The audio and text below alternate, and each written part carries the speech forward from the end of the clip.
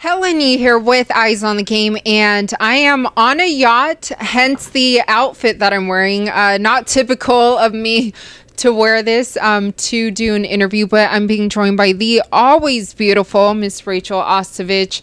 Now, we are here on this yacht for It's a 10, just their products and that event. So what do you make of their products? I personally love their products. I've tried it out before, maybe years before I even, was able to get the opportunity to come here. So just having it come around full circle and being a part of It's a 10 is just amazing. Yeah, and what about them kind of teaming up with Sucker Punch Entertainment with Brian Butler and then, all the roster of women on there? I think it's brilliant. Why not? Female women empowerment. We're all about it. We're female fighters. We're in a male-dominated sport. So why not, bring the hair care, It's a 10, and cross over into MMA. I'm for it. Yes. Are you wearing some today or are you using the product? I sprayed a little in my hair. I seen some samples. I was like, I'll spray myself. That's the secret, right? Yep. It looks great. So you last fought just a few months ago, and all your fans, they're waiting anxiously for your return. So how's everything, been healing and, all that stuff? Last fight was, a whole whirlwind of things were happening all at the same time. And honestly, at the end of the day, I'm just grateful that I was able to enter the octagon and perform, no matter the outcome, things now. I'm healing up. I was rehabbing my arm, and I'm just waiting on Brian to set me up with a fight. Yeah. Now, have you been training? Because I follow you on Instagram, and I have seen some training videos. Yes, of course. I'm training, whether I'm posting it or not. Yeah. I know I always get heat about it, but I'm like, you know what? There's more to life than just training, and I love that people can see different sides of me and not just, a fighter. Yeah, no, don't you feel that way? Because sometimes I feel that way as well, where people will just kind of criticize you. Yeah, and if you don't post, like you said, a training video or something, they assume that you're not doing that or not serious. But no, there's definitely training going on, because my dad would kill me because he does not want me to fight if I'm not ready. It's a serious sport, and we need to be taking it very serious. Now, your dad is your head coach, and he does own the gym. Can you kind of talk about, just the family background, because I know you're so close with your family? Family is everything to me. I'm so close with my family. I recently just moved back in with my parents, but you know what? I love it, and I missed, having that support, and I really need it at this time, just like how we all do. And training with them at the gym. My dad is my coach. My mom is there. My sister had just moved home, so she's back with us at the gym. My brother's there. He's one of the coaches as well there, and he fights as well. So just having that, that support with you, that constant support, just all going in the right direction, and having someone to, just, when things get hard, I just, family is everything to me. And especially coming from Hawaii, we're very family oriented. We're all about our ohana. So yeah. And great to kind of have that positivity and being surrounded by that. And what about your daughter, Ruby, right? Yes, my beautiful Ruby Rose. She's 6 years old, and she comes with me to all my practices as well.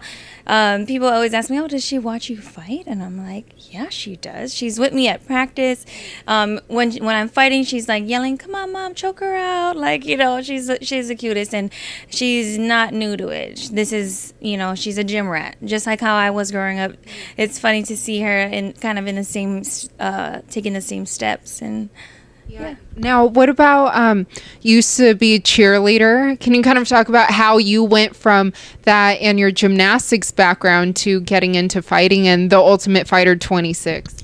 It's funny how life works. I was actually a cheerleader for maybe 15 years, and I guess my junior year and senior year, I was actually forced to start wrestling because we lived so far away. My brother and my sister were in wrestling, and I was the only one not. So I was forced to be a wrestler with them because we all had to get picked up at the same time. And my dad was like, you're not going to be just waiting around in school by yourself. So I was forced to. I ended up loving it.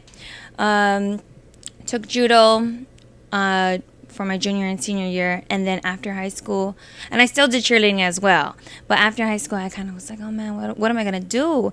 So I went to the gym with my dad because he used to train, right? And I begged him, Dad, can I try? And he's like, no. And I was like, come on, Dad. Like, I was good. Yes, yeah. I'm definitely a daddy's girl. And he always just see me as like a cheerleader or whatever, a prissy girl. And I don't like that. I don't like when people like put me in boxes and stuff and tell me I can't do stuff. So I really, and I loved wrestling and I loved judo. So MMA was the closest thing to it, and I could get paid for it. Hey, let's try it. I had to prove myself in the gym and show him that I was serious, and things happened, and now I'm here on a yacht with you. Right, and looking beautiful. Love the dress. And at what point did you or even your dad say, like, you know what, I can do this as a career and as my profession? After 6 amateur fights, I was undefeated. I went into my first professional fight. I ended up losing, whatever. But I was hooked. Even though I lost, I was so hooked. I was like, man, I got to get back out there. Yeah. I didn't know how competitive I was. I was like, dang, okay. But I really feel like MMA is the best sport for me. I've done a lot of sports, but MMA, I never get tired of it. I'm always learning.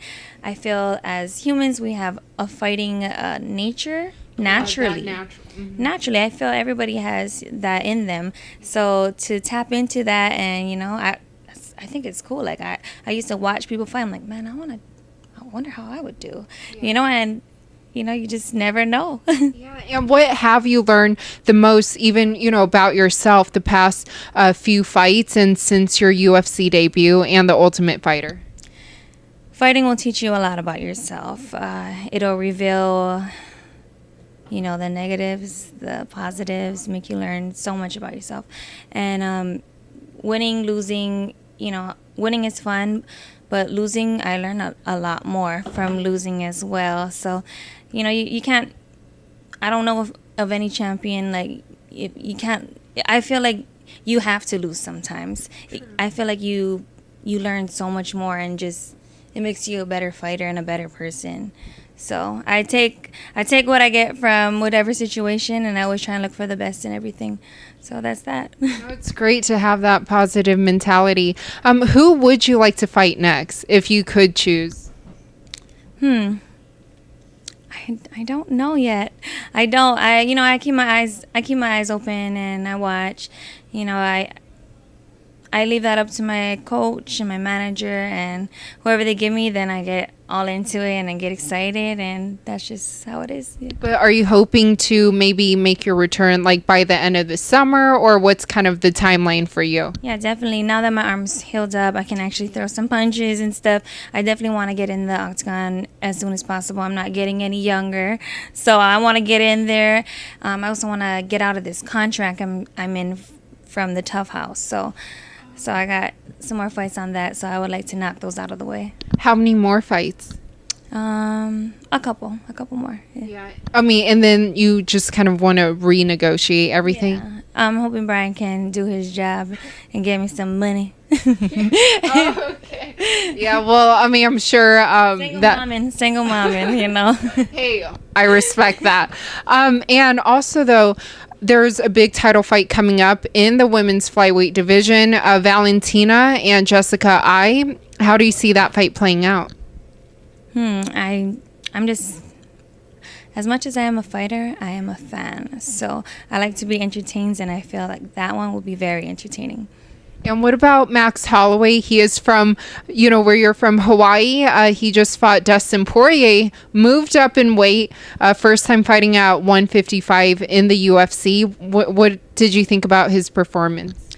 I love Max. He's our hometown hero. He's putting Hawaii on the map and is like the best representation of our island. And his fight with Dustin Poirier was amazing. I loved the competition, and I